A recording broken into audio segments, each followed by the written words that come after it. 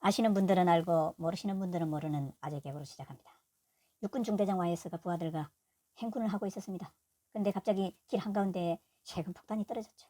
당황한 YS 부하들을 향해 소리쳤습니다. 이게 뭐고? 모두 가세로! 갱상도 토박이 사투리를 이해하지 못한 부하들이 폭탄을 피하지 못하고 장렬히 숨졌습니다. 겨우 목숨을 건진 YS가 살아남은 몇몇 부하들을 수습해서 적진을 향해 행군을 다시 시작합니다. 그런데 얼마 가지 않아서 또 세금 폭탄이 그들을 덮칩니다. 조금 전에 악몽이 떠올랐던 YS는 침착하게 소리칩니다. 당황하지 말그래. 아까면 길어와. 이게 뭔가요? 선거철이 다 된 모양입니다.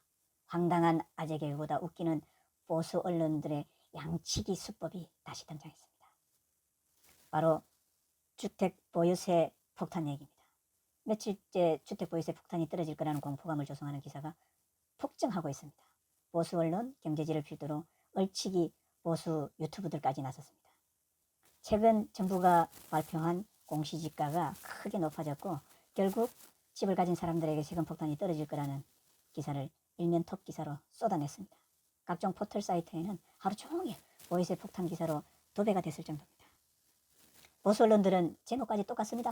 동아일보 공시가 쇼크, 정부세 21만 재정가. 조선일보 공시가 쇼크, 세정 70%, 노원 34% 급등. 중앙일보 공시가 쇼크, 마포 1주택 보유세 52% 뛴다.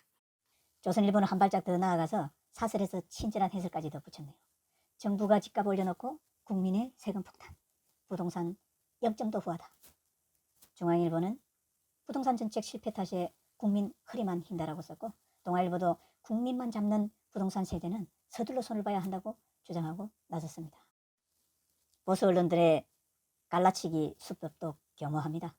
주식은 보유세 안 내는데 집 한 채 가진 게 죄인가요? 라며 주식가의 형평성을 제기하는가 하면 보유세도 내는데 집주인 세금 부담 세입자가? 라며 집주인과 세입자의 다툼으로 프레임을 만들기도 합니다.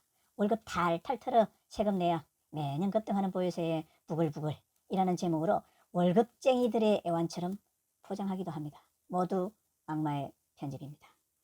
근데 이 같은 언론들의 기사가 사실일까요? 국토교통부가 설명 자료를 배포했습니다. 첫째는 92.1%에 해당하는 공시가격 6억이와 1주택을 보유한 사람들은 작년보다 오히려 세금 부담이 줄어듭니다.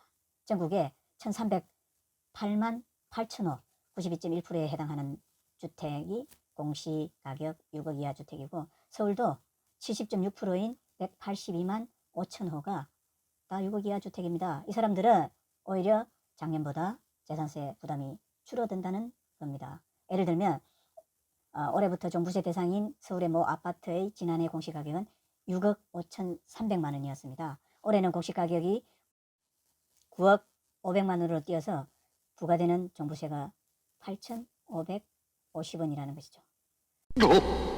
참고로 지난해 주택분 종합부동산세 전체 고지세액은 모두 1조 8,148억 원이었습니다.